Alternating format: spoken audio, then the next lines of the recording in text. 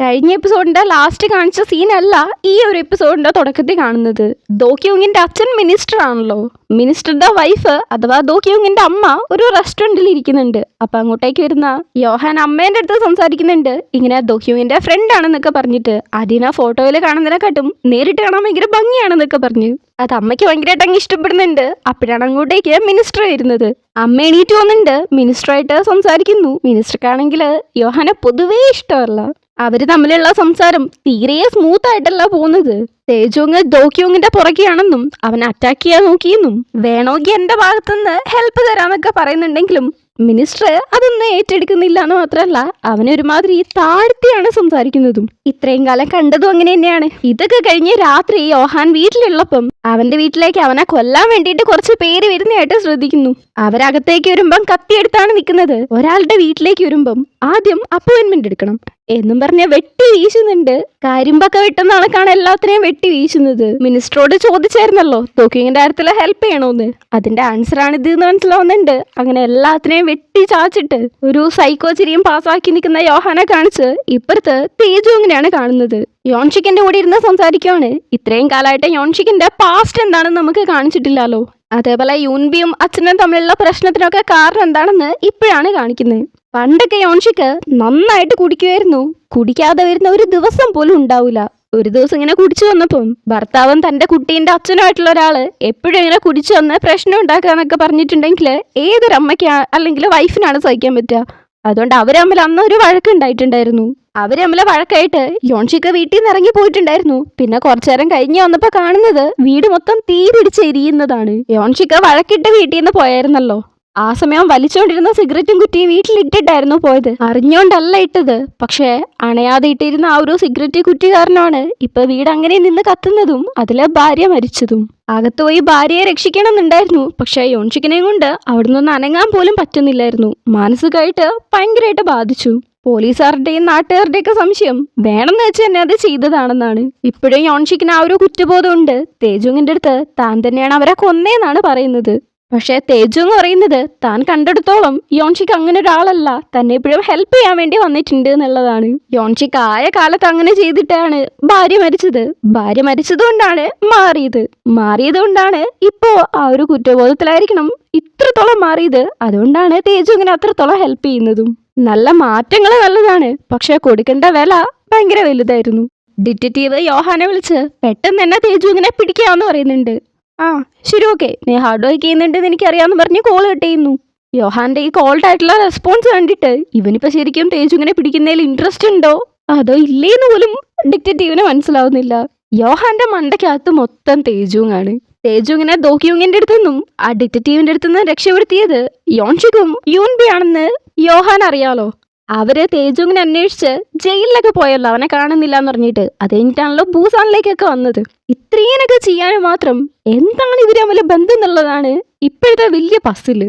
Tension അടിച്ച് തിന്ന് gems മിഠായി വരെ തീർന്നുപോയി. അടുത്ത പാത്രം ജംസ് മിഠായും കൊണ്ട് നമ്മുടെ ആയ വരുന്ന സമയത്ത് പുള്ളിക്കാരിന്റെ അടുത്തും പറയുന്നുണ്ട് തേജുങ്ങിന് പുതിയ ലിറ്റിൽ ഫ്രണ്ട്സിനെ കിട്ടി. പക്ഷെ അതെങ്ങനെയാ കിട്ടിയിട്ടുണ്ടാവുക? അവർ തമ്മിൽ എന്തുകൊണ്ടായിരിക്കും ഇങ്ങനെ ഹെൽപ്പ് ചെയ്യുന്നുണ്ടാവുക? അത് ഇൻട്രസ്റ്റിംഗ് ആയിട്ട് എന്താന്ന് വെച്ചിട്ടുണ്ടെങ്കിൽ 20 വർഷമായിട്ട് സംസാരിക്കാത്ത അച്ഛനും മോളുമാണ് ഇപ്പൊ തേജുങ്ങിനെ ഹെൽപ്പ് ചെയ്യാൻ വേണ്ടിയിട്ട് ഒരുമിച്ച് നടക്കുന്നത്. അതും അവളുടെ അമ്മേനെ കൊന്നത് അവളുടെ അച്ഛൻ. ഇതൊക്കെ കേട്ടായ ഒരുപാട് പണം കൊടുത്തതുകൊണ്ടാവും പറയുന്നു. ഇല്ലെന്നേ, അതിന് അവൻ്റെ അടുത്ത് പണം ഉണ്ടെങ്കിലല്ലേ അവനെടുത്ത് കൊടുക്കുള്ളൂ. അപ്പൊ പിന്നെ അവര് ഫാമിലിയോ അല്ലെങ്കിൽ അങ്ങനെ വല്ല റിലേറ്റഡും ആണോ? അതുമല്ല, അവര് തമ്മിൽ ഒരു ബന്ധവുമില്ല. നിങ്ങളുടെ പസില് സോൾവ് ആയിട്ടില്ലെങ്കിൽ എത്രത്തോളം ടെൻഷനിലായിരിക്കും എനിക്ക് അറിയാന്ന് ആന്റി. ഇതിങ്ങനെ ആലോചിച്ചിരിക്കാതെ നേരെ അവരുടെ അടുത്ത് തന്നെ പോയി ചോദിച്ചാലോ എന്ന് യോഹൻ വളരെ സീരിയസ് ആയിട്ടാണ് ചോദിക്കുന്നത്. പക്ഷെ അത് കേട്ടിട്ട് ആന്റി ഒരുമാതിരി ചിരിച്ചടന്നു പോകുന്നുണ്ട്. കഴിഞ്ഞ എപ്പിസോഡിന്റെ ലാസ്റ്റ് തേജുങ്ങ് സീരിയസ് ആയിട്ട് ഒരു ഗൺ ഉണ്ടാക്കുന്ന ഉണ്ടായിരുന്നല്ലോ. ഇപ്പോഴാണ് അത് നടക്കുന്നത്. അവൻ സീരിയസ് ആയിട്ട് വർക്ക് ചെയ്യുന്നതാണ് രാവിലെ വന്ന് നോക്കുന്ന യൂൻബി കാണുന്നത്. ശരിയെന്ന് പറഞ്ഞ് പുറത്തേക്ക് തന്നെ പോകുന്നുണ്ട്. അപ്പോഴാണ് തോക്കൊക്കെ ഉണ്ടാക്കിയിട്ട് ഇത് കറക്റ്റായിട്ട് വർക്ക് ചെയ്യുന്നുണ്ടോന്ന് തേജുങ്ങ് നോക്കുന്നത്. അതാണെങ്കിൽ ഫയർ ചെയ്യുമ്പം ആണിയാണ് വരുന്നത്. പുറത്തുനിന്ന് സൗണ്ട് ആയിട്ട് അവൾ അകത്ത് വന്ന് നോക്കുമ്പം ഈ ഒരു സംഭവം കണ്ടിട്ട് ഭയങ്കര ഇംപ്രസീവ് ആയിട്ട് വാവ് എന്ന് തന്നെ അറിയാതെ പറഞ്ഞു പോകുന്നുണ്ട്. അപ്പോഴാണ് തേജുങ്ങും കാണുന്നത്. എന്താ വന്നേന്നുള്ള രീതിക്ക് നോക്കുമ്പം ബ്രേക്ക്ഫാസ്റ്റ് ആയിട്ടുണ്ട്. കഴിക്കാൻ വന്ന യോൻബി ഇല്ല എനിക്ക് വിശക്കുന്നില്ലെന്ന് തേജും. ഇത്രയും നേരമായിട്ട് വർക്ക് ചെയ്യല്ലായിരുന്നോ, ഒന്ന് ട്രൈ എങ്കിലും ചെയ്യുമെന്ന് പറഞ്ഞുകൊണ്ടിരിക്കുമ്പം തൊട്ടടുത്തിന്റെ വേറൊരു തല വന്ന് നിൽക്കുന്നു. ഫ്രണ്ടിനെ കണ്ടത് നൈസായിട്ട് പോകുന്നുണ്ട്. ആ സമയത്തും സൂപ്പ് തണുത്തു പോവും. അതിന് മുന്നേ വാന്ന് പറഞ്ഞിട്ടാണ് പോകുന്നത്. ഫ്രണ്ട് വെറുതെ വിടുന്ന പാടില്ല. എന്താ സൂപ്പ് തണുത്തു പോകുന്നോ? അതിലെന്തോ ഉണ്ടല്ലോ മോളെ. നീ അല്ലെങ്കിൽ അവന്റെ അടുത്ത് നിൽക്കുമ്പോ ഒരു ഇതൊക്കെ ഞാൻ കാണുന്നുണ്ട്. എന്താണ് സംഭവം?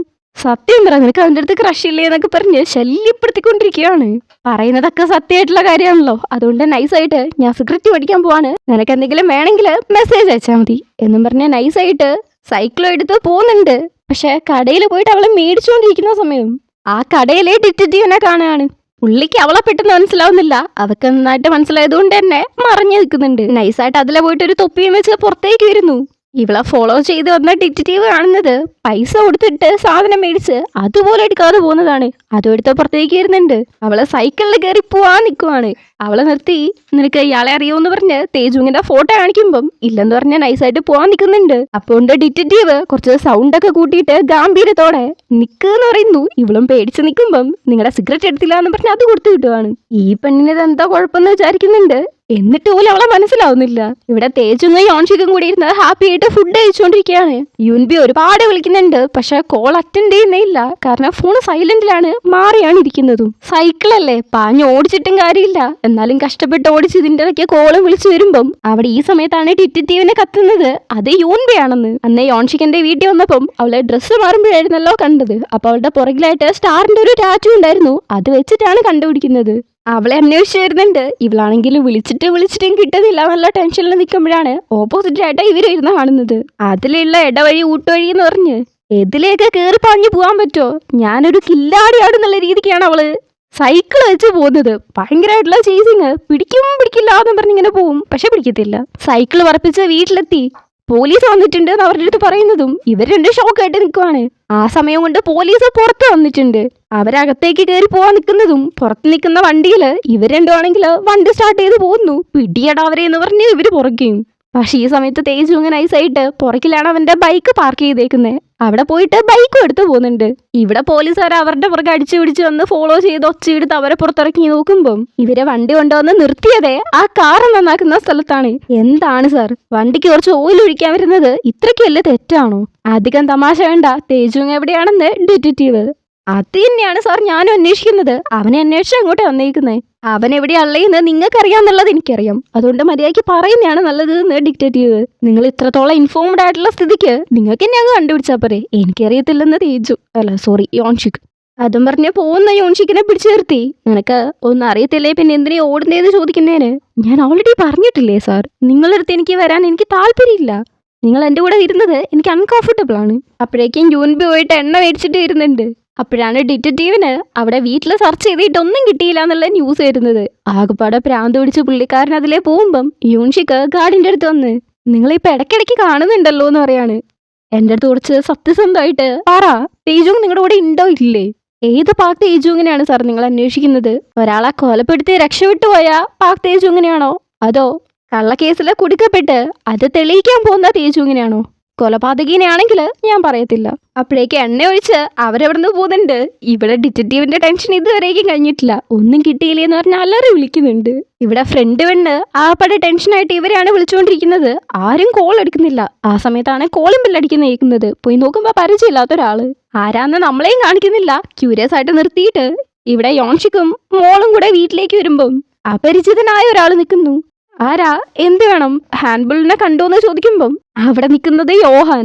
യൂൻബിളോ, അതാരാ, ആ കൊച്ചാണോ എന്നൊരു സ്ഥലത്തേക്ക് നോക്കി ചോദിക്കുമ്പോഴാണ് ഇവര് ശ്രദ്ധിക്കുന്നത് അവിടെ ഫ്രണ്ട് പെണ്ണ് ബോധം കെട്ട് മയങ്ങി കിടക്കുന്നത്. യൂൺഷിക്ക് ഫ്രണ്ടിനെ അകത്തുകൊണ്ടേ കടത്തുന്നുണ്ട്. നീ ആരാ, നീ എന്തിനാ ഇങ്ങനെയൊക്കെ ചെയ്യുന്നേന്ന് യൂൻബി ചോദിക്കുന്നേന്. അത് പിന്നെ ഞാൻ നിങ്ങളെ കാണാൻ വേണ്ടിയിട്ടാ വന്നത്. ആ പെണ്ണിന്റെ അടുത്ത് ഞാൻ ചോദിച്ചു. അപ്പൊ അവള് കള്ളം പറഞ്ഞു, നിങ്ങളെവിടെയാണെന്ന് അറിയത്തില്ല എന്ന്. യൂൻബിന്റെ വായിൽ നല്ല പച്ച തെറിയൊക്കെയാണ് വരുന്നത്. പേടിക്കൊന്നും വേണ്ട, ആ പെണ്ണ് ജസ്റ്റ് ഒന്ന് മയങ്ങി വീണേയുള്ളൂ, വേറെ കുഴപ്പമൊന്നുമില്ല. നിന്റെ അടുത്തല്ലേ ചോദിച്ചത്, നീ എന്തിനാണ് ഇങ്ങോട്ടേക്ക് വന്നേന്ന് പറഞ്ഞ് അവളൊരുമാതിരി അടിക്കാനെന്നോണം പോകുമ്പം യൂൺഷിക്ക് അവളെ പിടിച്ചു വെച്ച് നിങ്ങൾക്ക് എൻ്റെ അടുത്ത് നിന്ന് എന്താ വേണ്ടതെന്ന് ചോദിക്കുന്നു. ചെക്കൻ സംശയം തീർക്കാൻ വേണ്ടിയിട്ടാണല്ലോ വന്നത്. അത് അതേപോലെ ചോദിക്കുന്നുണ്ട്. തേജു അങ്ങനെ വേണ്ടിയിട്ട് നിങ്ങൾ ഒരുപാട് ചെയ്യുന്നുണ്ടല്ലോ, അതിന് മാത്രം നിങ്ങൾക്ക് എന്താ തന്നത് എന്ന്. ഞങ്ങളെ കണ്ടിട്ടുണ്ടേല് പേ ചെയ്ത് എന്തെങ്കിലും ചെയ്യുന്ന കണക്കാണോ തോന്നുന്നത് എന്ന് യൂൺഷിക്ക്. ഇവൻ പേയ്മെന്റിന്റെ കാര്യം പറയുന്നു എന്നും പറഞ്ഞ് യൂൻബിക്കാണെങ്കിലും നല്ല ദേഷ്യം അടിക്കാൻ വേണ്ടി പോകുന്നുണ്ട്. അപ്പോഴും യൂൺഷിക്കാണ് പിടിച്ചു നിർത്തുന്നത്. യോഹാനുണ്ടോ ഇതൊക്കെ മൈൻഡാക്കുന്നു. ശരിക്കും പറഞ്ഞാല് നിങ്ങളുടെ അച്ഛൻ്റെയും മോളുടെയും കാര്യത്തിൽ ഞാൻ ഭയങ്കര ക്യൂരിയസ് ആണ്. 20 കൊല്ലം പിരിഞ്ഞ് താമസിച്ചത്, അതും നിന്റെ അമ്മേനെ കൊന്നത് ഇദ്ദേഹമാണെന്ന് അറിഞ്ഞിട്ട് പോലും. എന്നിട്ട് ഇപ്പൊ എങ്ങനെ ഒരുമിച്ചത് എന്ന് പറഞ്ഞ് തീർക്കുമ്പോഴേക്കും അവൾ അടിക്കാൻ വരുന്നുണ്ട്. പക്ഷെ ചെറുക്കൻ ജസ്റ്റ് ആയിട്ടൊന്ന് മാറിയിട്ട് അവളെ ചെറുതായിട്ടൊന്ന് തള്ളിയിടുകയുള്ളൂ. സ്റ്റെപ്പിലൂടെ ഉരുണ്ട് കെട്ടിയാണ് താഴെ വീഴുന്നത്. യോൺഷിക്കാണ് പോയി എണീപ്പിക്കുന്നത്. കണ്ടോ, ക്ഷമ വേണം, എന്നാലല്ലേ മര്യാദയ്ക്കൊക്കെ അടിക്കാൻ പറ്റൂ. ഇപ്പൊ നീ നിന്റെ അച്ഛനെ തന്നെ പ്രൊട്ടക്ട് ചെയ്യുന്നു. പണ്ട് നീ ഇത് കണക്ക് അമ്മേനെ പ്രൊട്ടക്ട് ചെയ്യാൻ വേണ്ടിയിട്ട് എന്തെങ്കിലുമൊക്കെ ചെയ്യണമായിരുന്നു എന്ന് പറയുമ്പോൾ യൂൻബിക്ക് പിന്നെയും ദേഷ്യം വന്ന് കുത്തിനെ പിടിക്കാൻ വരുന്നുണ്ട്. നേരെ മുടിക്കി പിടിച്ച് തിരിച്ച് തള്ളി വിടുന്നു. അത് കണ്ടത് അച്ഛനെ സഹിക്കാൻ പറ്റോ? അച്ഛനടിക്കാൻ വരുന്നുണ്ട്. അപ്പൊ പുള്ളിക്കാരനിട്ട് നല്ലോണം കിട്ടുന്നുണ്ട്. പിന്നെ അടുത്ത് വന്നിരുന്ന് എനിക്ക് നിങ്ങളുടെ അടുത്ത് ഒരേ ഒരു കാര്യം ചോദിക്കാനുള്ളൂ, അതിന് മാത്രം ആൻസർ അറിഞ്ഞാൽ മതി. ഇങ്ങനെ ഹെൽപ്പ് ചെയ്യാൻ വേണ്ടിയിട്ട് തേജുങ്ങ് നിങ്ങൾക്ക് എന്താ തീരുന്നത്?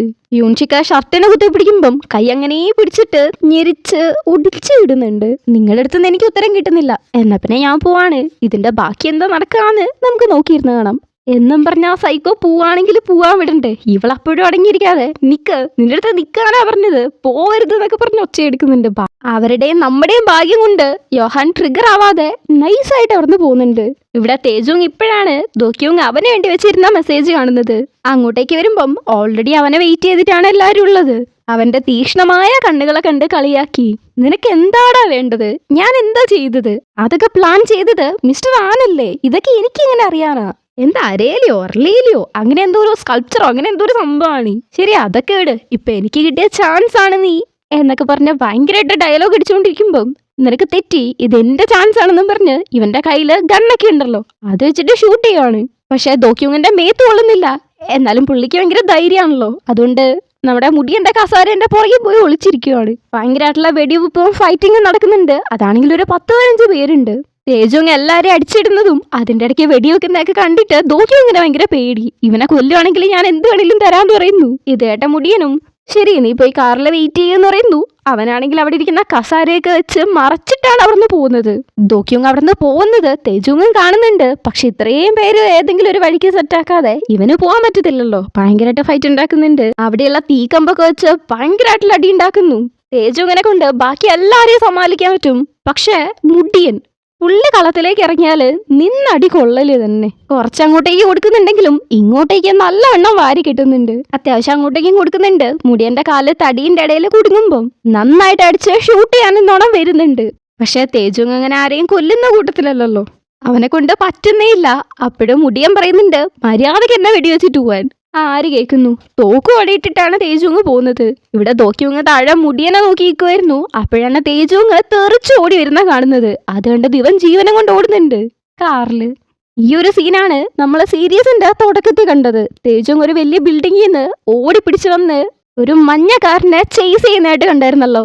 ആ സീന് സൂപ്പർ ആയിട്ടുള്ള ചേസിങ്. ഒരു ടണലിലൂടെ ഭയങ്കരമായിട്ട് ദോക്യുങ് ഓടിക്കും. അതാണെങ്കിൽ ഒരുപാട് കാറിന്റെ ഇടയിൽ കൂടിയാണെങ്കിൽ ഓടിച്ചുകൊണ്ടിരിക്കുന്നത്. അതിന്റെ പുറകെ ബൈക്കിന് വരുന്ന തേജുങ്, അതിന്റെ പുറകില് മറ്റൊരു കാറിൽ വരുന്ന മുടിയനും മുടിയന്റെ ആൾക്കാരും. ദോക്യുങ് തന്നെ ജീവൻ പണയം വെച്ചിട്ടാണ് പോകുന്നത്. അപ്പോഴാണ് മുന്നിൽ 2 കാറിങ്ങനെ ഒട്ടി ഒരുമി അങ്ങ് പോകുന്നത്. ഹോൺ അടിച്ച് അവരുടെ കിളി പോകുമ്പോഴാണ് മാറി കൊടുക്കുക. അങ്ങനെ ഭയങ്കരമായിട്ടുള്ള ചേസിങ്.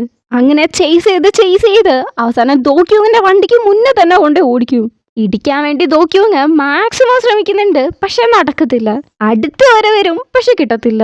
തേജുങ് ചുമ്മാ സ്റ്റൈലായിട്ട് വാളിന്റെ മേലെ കൂടെ ഒക്കെ എടുത്ത് ഓടിച്ച് ഒരു നോട്ടമുണ്ട്. എന്നിട്ട് കയ്യിലുള്ള ഗണ്ണെടുത്ത് ഒറ്റ ഷൂട്ട് ചെയ്യലാണ്. പക്ഷെ ദോക്യുങ്ങിനെ കൊള്ളുന്നില്ല.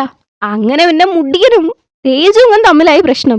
അവരുടെ അടുത്ത് തോക്കും കാര്യങ്ങളൊക്കെ ഉണ്ട്. ഒരുപാട് ആൾക്കാരും ഉണ്ടല്ലോ. ഇവൻ ഒറ്റയ്ക്ക് ഒരു ബൈക്കിലും വെടിവെക്കാൻ നോക്കുന്നുണ്ട്, ഇടിക്കാൻ നോക്കുന്നുണ്ട്. എവിടെ ഒന്നും നടക്കൂല. അവസാനം അവൻ തന്നെ വണ്ടിയും കൊണ്ടുവന്ന് അവൻ സ്വന്തമായിട്ട് ഗ്ലാസ് അടിച്ച് അകത്തേക്ക് കയറിയിട്ട് എല്ലാരെയും അടിച്ചിടും. അതിന്റെ ഉള്ളിൽ നിന്ന് തന്നെ അങ്ങോട്ടും ഇങ്ങോട്ടും വെടിവെക്കല്, കാറിന്റെ ഉള്ളിൽ തന്നെ അടി എന്ന് പറഞ്ഞ ഭയങ്കരമായിട്ട് കാര്യങ്ങൾ പോയിക്കൊണ്ടിരിക്കുമ്പം ഡ്രൈവർ അടക്കം തള്ളിയിട്ടിട്ട് തേജുങ്ങാണ് പിന്നെ വണ്ടി ഓടിക്കുന്നത് പോലും. പിന്നെ തേജുങ്ങും ദോക്യുങ്ങും തമ്മിലായി കാറും കൊണ്ട് തന്നെ ചേസിങ്. ഭയങ്കരമായിട്ട് അങ്ങോട്ടും ഇങ്ങോട്ടും ഇടിച്ച് ഇതിന്റെ ഇടയ്ക്ക് വെടി അങ്ങോട്ടും ഇങ്ങോട്ടും വെച്ച് തീയൊക്കെ ഇങ്ങനെ പാറി പോകുന്നതൊക്കെ കാണാം. അവസാനം തേജുങ്ങ് ദോക്യുങ്ങിന്റെ കാർ ഇടിച്ച് അങ്ങനെ കൊണ്ടുപോകുന്ന സമയത്താണ് ഓപ്പോസിറ്റ് ഒരു ലോറി വരുന്നത്. തേജുങ്ങിനെ കൊണ്ട് മാറ്റാൻ പറ്റും, പക്ഷെ ദോക്യുങ്ങിനെ കൊണ്ട് അത് പറ്റത്തില്ല. തേജുങ് നൈസായിട്ട് മാറുമ്പം ദോക്യുങ്ങിനെ ആ വണ്ടി അങ്ങ് ഇടിക്കുന്നുണ്ട്. തേജുങ്ങിന്റെ വണ്ടിയും ചെറുതായിട്ടൊന്ന് ഇടിച്ചാണ് നിൽക്കുന്നത്. വന്നിട്ട് ദോക്യുങ്ങിനെ നോക്കുമ്പം അവനാണെങ്കിലോ ഫുള്ള് ചോരയിൽ കുളിച്ചാണ് നിൽക്കുന്നത്. അപ്പോഴും വന്ന് ഫോണിൽ റെക്കോർഡ് ചെയ്തുകൊണ്ട് കൺഫേസ് ചെയ്യാൻ പറയുന്നുണ്ടെങ്കിലും എന്നെ കൊണ്ടൊന്നും പറ്റത്തില്ല, വേണമെങ്കിൽ എന്നെ അങ്ങ് കൊന്നേക്കെന്നാണ് ദോക്യുങ് പറയുന്നത്. അപ്പോഴാണ് ദോക്യുങ്ങിന്റെ ഫോണിലേക്ക് ഒരു കോൾ വരുന്നത്. നോക്കുമ്പോൾ മിസ്റ്റർ ആൻ എന്നാണ് ഉള്ളത്. നേരത്തെ മിസ്റ്റർ ആനാണ് കാര്യങ്ങളൊക്കെ പ്ലാൻ ചെയ്തത് എന്ന് ദോക്യുങ് പറഞ്ഞിട്ടുണ്ടായിരുന്നല്ലോ. അതോർത്ത് കോൾ അടിക്കുന്നുണ്ട്. കുറച്ചു നേരം സൈലൻസ്. രണ്ടുപേരും അങ്ങോട്ടും ഇങ്ങോട്ടും സംസാരിക്കുന്നില്ല. പെട്ടെന്നാണ് യോഹാൻ പറയുന്നത്, അങ്ങനെ അവസാനം ഞാൻ നിനക്ക് വെച്ച ഗിഫ്റ്റ് കണ്ടുപിടിച്ചല്ലേ, നന്നായി. എനിക്കറിയായിരുന്നു നിന്നെ കൊണ്ടത് പറ്റുന്നു. എന്നിട്ട് മിസ്റ്റർ വിറ്റാമിൻ എന്ന് പറയുമ്പോഴാണ് തേജുവിന് മനസ്സിലാവുന്നത് അത് യോഹാനാണെന്ന്. എനിക്കറിയായിരുന്നു നീ തന്നെയായിരിക്കും വിന്നർന്ന്. ദോക്യുങ് മരിച്ചിട്ടുണ്ടാവും അല്ലേ? അമ്പോ, എന്തൊരു വലിയ ആക്സിഡന്റ് ആണ്, ഉറപ്പായിട്ടും മരിച്ചിട്ടുണ്ടാവും. അതൊക്കെ പോട്ടെ, നീ ഓക്കെ അല്ലേ? നീ ഹേർട്ടായോ എന്നൊക്കെ ഒരു ഫ്ലൈ ഓവറിന്റെ മേലെ നിന്ന് ആക്സിഡന്റ് കണ്ടുകൊണ്ടാണ് യോഹാൻ സംസാരിക്കുന്നത്. ഇവൻ കണ്ടോണ്ടാ സംസാരിക്കുന്നേന്നുള്ളത് തേജുവിനെ മനസ്സിലാവുന്നുണ്ട്. ചുറ്റും ഇങ്ങനെ നോക്കുമ്പം അവിടെ ഫ്ലൈ ഓവറിൽ യോഹാൻ നിൽക്കുന്നതായിട്ടും കാണുന്നു. യോഹാൻ പ്രൈസ് മണി ആയിട്ട് 5 ബില്യൺ ആണല്ലോ പറഞ്ഞത്, അത് തരാന്ന് പറയുമ്പം നിനക്ക് തിരിച്ചെന്താ വേണ്ടത് എന്ന് തേജുങ് ചോദിക്കുമ്പം ജസ്റ്റ് അവന്റെ കൂടെ നിന്നാ മതി, അവന് വേണ്ടി വർക്ക് ചെയ്താൽ മതി, നമുക്ക് പാർട്ട്നേഴ്സ് ആവാം, നമ്മൾ രണ്ടും സെറ്റ് ആവുന്ന എനിക്ക് തോന്നുന്നേ. തേജുങ്ങിന്റെ പേര് ക്ലിയർ ചെയ്ത് എല്ലാം റീസ്റ്റോർ ചെയ്ത് തരാന്ന് പറയുന്നുണ്ട്. എല്ലാം റീസ്റ്റോർ ചെയ്യാനോ? എന്നാ പിന്നെ സമയം തന്നെ പുറകോട്ടാക്ക്. നീ കാരണമാണ് എനിക്ക് എൻ്റെ ഫ്രണ്ട്സിനെ പോയത്, എൻ്റെ ജീവിതം പോയത്, എൻ്റെ അനിയൻ മരിച്ചത്. അതൊക്കെ നിനക്ക് റീസ്റ്റോർ ചെയ്യാൻ പറ്റുമോ? ഇപ്പൊ പഴയ കാര്യങ്ങളൊക്കെ പറഞ്ഞിട്ട് എന്താ കാര്യം? പിന്നെ നിന്റെ അനിയൻ മരിച്ചത് അത് നീ ബ്രേസ്ലെറ്റ് കൊണ്ട് കളഞ്ഞോണ്ടാണ്. പിന്നെ നിന്റെ അനിയനെ കൊന്നയാളെ ഞാൻ തന്നെ കൊന്നല്ലോ, അപ്പൊ അത് ഓക്കെ അല്ലേ? ഇപ്പൊ എനിക്ക് വേണ്ടത് നിന്നെ അവിടുന്ന് വലിച്ചു താഴെയിട്ട് നീ ചെയ്തതിനൊക്കെ പേ ചെയ്യലാണ്. യോഹാൻ അവനെ ജെന്യുവനായിട്ട് ഇഷ്ടപ്പെട്ട് ഒരു ഓഫർ കൊടുത്തിട്ട് അത് റിജക്ട് ചെയ്യുന്ന കാണുമ്പം അടുത്ത പ്രാവശ്യം നമ്മൾ സംസാരിക്കുമ്പോഴെങ്കിലും ഇങ്ങനെ ജസ്റ്റ് സംസാരം മാത്രമല്ലാതെ അതിൽ കൂടുതൽ എന്തെങ്കിലും ഉണ്ടാവാൻ ഞാൻ ആഗ്രഹിക്കുന്നു എന്നൊക്കെ ഇങ്ങനെ പറഞ്ഞ് തീർക്കുമ്പോഴേക്കും തേജുങ് അവന്റെ പാട്ടിന് ഫോൺ വെച്ചിട്ട് പോകുന്നുണ്ട്. തേജുങ് ഫുള്ളി റിവെഞ്ച് മോഡിലാണെന്ന് മനസ്സിലാവുന്നുണ്ട്. പക്ഷേ യോഹാന് അതൊക്കെ ഫണ്ണാണ്. പക്ഷെ ആ ഫണ്ണ് തീർക്കാൻ വേണ്ടിയിട്ട് നേരെ പോകുന്നത് അസംബ്ലിമാൻ അഥവാ നമ്മുടെ മിനിസ്റ്ററുടെ അടുത്തേക്കാണ്. ദോക്യുങ്ങിന്റെ അമ്മേനെ കൊന്നടുത്തിട്ടിട്ടുണ്ട്. അച്ഛന്റെ വായിലെ കത്തി കുത്തി ഇറക്കി വെച്ചിരിക്കുകയാണ്. ഇപ്പോഴാണ് യോഹാന്റെ പാരന്റ്സ് എങ്ങനെയാ മരിച്ചേന്ന് നമുക്ക് മനസ്സിലാവുന്നത്. യോഹാന് 16 വയസ്സുള്ള സമയത്ത് അവന്റെ പാരന്റ്സ് ഇവരുടെ സ്വത്ത് മൊത്തം അടുത്തുള്ള അമ്പലത്തിൽ ഡൊണേറ്റ് ചെയ്യാൻ തീരുമാനിച്ചു. അത് അവര് കിച്ചണിൽ നിന്ന് രഹസ്യമായിട്ടാണ് സംസാരിച്ചുകൊണ്ടിരുന്നത്. പക്ഷേ യോഹാൻ അത് കേട്ടിട്ടുണ്ടായിരുന്നു. അത് കേട്ട് അവന് ഭയങ്കരമായിട്ട് ദേഷ്യം വന്നു. അവരെ രണ്ടുപേരെയും കുത്തിക്കൊന്നു. പിന്നെയാണ് മനസ്സിലാവുന്നത് അവൻ ടോട്ടലി 130 പ്രാവശ്യം അവരെ കുത്തിയിട്ടുണ്ടായിരുന്നു എന്ന്. അതെന്ത് ദേഷ്യത്തിലാ ചെയ്തേന്ന് എനിക്കറിയത്തില്ല. പക്ഷെ അവരെ അങ്ങനെ കാണാൻ കൊള്ളായിരുന്നു. ഏത് ലെവല് സൈക്കോ ആണെങ്കിൽ 130 പ്രാവശ്യം കുത്തും. ശരിക്കും പറഞ്ഞാല് അവരുടെ ബോഡി കണ്ടപ്പം എന്ത് ചെയ്യണം എന്നുള്ളൊരു പേടി ഉണ്ടായിരുന്നു, ഇതെങ്ങനെയാണ് ഹാൻഡിൽ ചെയ്യാൻ പോകുന്നതെന്ന്. പക്ഷെ പിറ്റേന്ന് ന്യൂസിലെ റിപ്പോർട്ടർ പറയുന്നത് അവന്റെ പാരന്റ്സിനെ ആരോ കുത്തിക്കൊന്നൂന്നും ആളെ പിടിച്ചിട്ടുണ്ട്. പക്ഷെ 2 ദിവസം കഴിഞ്ഞ് ആള് പോലീസിന്റെ അടുത്ത് നിന്ന് രക്ഷപ്പെട്ട് ഓടുന്ന സമയം അയാളെ വെടിവെച്ച് കൊന്നു എന്നൊക്കെയാണ്. അപ്പോഴാണ് യോഹാന് ಖುಷಿയായത്. ഈ മെത്തേഡ് ഫ്യൂച്ചറിലും ഫോളോ ചെയ്യാലോന്ന്. അങ്ങനെയാണ് ഇപ്പൊ തേജുങ്ങിനെ അടക്കം എത്രയോ പേരെ കുടുക്കിയിരിക്കുന്നത്. അങ്ങനെ ആ സീക്രട്ട് ഒക്കെ പറഞ്ഞിട്ട് ഇതാദ്യമായിട്ടാണ് താൻ മറ്റൊരാളുടെ അടുത്ത് പറയുന്നതെന്നും അതുകൊണ്ട് തന്നെ ഇതെടുത്ത് കുഴിമാടത്തിലേക്ക് പൊക്കോളാനും പറഞ്ഞ് പുള്ളിയുടെ കാര്യം കഥം. ഒരാളുടെ ജീവനും കൂടെ കാവ് മേടിച്ച് ഭയങ്കര ഹാപ്പി ആയിട്ട് നിൽക്കുമ്പോഴാണ് ഇവന്റെ ക്ലീനിങ് ടീം അങ്ങോട്ടേക്ക് വന്ന് അവരുടെ ജോലി നോക്കുന്നത്. പിന്നെ പൊതുവേ ഇവനിങ്ങനെ വന്ന് സ്വന്തമായിട്ട് ചെയ്യാറൊന്നുമില്ല. അതൊക്കെ ഒരു ടൈം വേസ്റ്റ് അല്ലേ. പക്ഷെ അസംബ്ലിമാൻ കുറച്ച് സ്പെഷ്യൽ ആയതുകൊണ്ടാണ് ഇങ്ങനെ ചെയ്തത്. യോഹാന് തേജുങ്ങിന്റെ അടുത്ത് എന്തോ ഒബ്സഷൻ ആണെന്ന് തോന്നുന്നു. യോൺഷിക്കന്റെ വീട്ടിൽ വന്നിട്ട് അവിടെയുള്ള സാധനങ്ങളൊക്കെ നോക്കുന്നുണ്ട്. യോൺഷിക്കൻ തേജുവും ഒരുമിച്ചെടുത്ത ഫോട്ടോയൊക്കെ കണ്ട് അങ്ങനെ നോക്കിക്കൊണ്ടിരിക്കുന്ന സമയത്ത് യോൺഷിക്ക് അവന്റെ ഫാമിലി ആയിട്ട് പണ്ടെടുത്ത ഒരു ഫോട്ടോ കാണുന്നുണ്ട്. പക്ഷെ അമ്മേന്റെ ഭാഗം മാത്രം കത്തിക്കരിഞ്ഞിട്ടാണ് ഉള്ളത്. അത് കത്തിച്ചുകൊണ്ട് ഈ ഓൾഡ് മാന് ഇപ്പോഴും റിഗ്രറ്റ് ഒക്കെ ഉണ്ടോ? അല്ല തേജു, നീ ഇനി എന്താ ചെയ്യാൻ പോകുന്നത് എന്ന് തേജുങ്ങിനെ കുറിച്ച് കംപ്ലീറ്റ്ലി ക്യൂരിയസ് ആയി നിൽക്കുന്ന യോഹാൻ. ഇങ്ങനെയാണ് ഈ ഒരു എപ്പിസോഡ് കഴിയുന്നത്.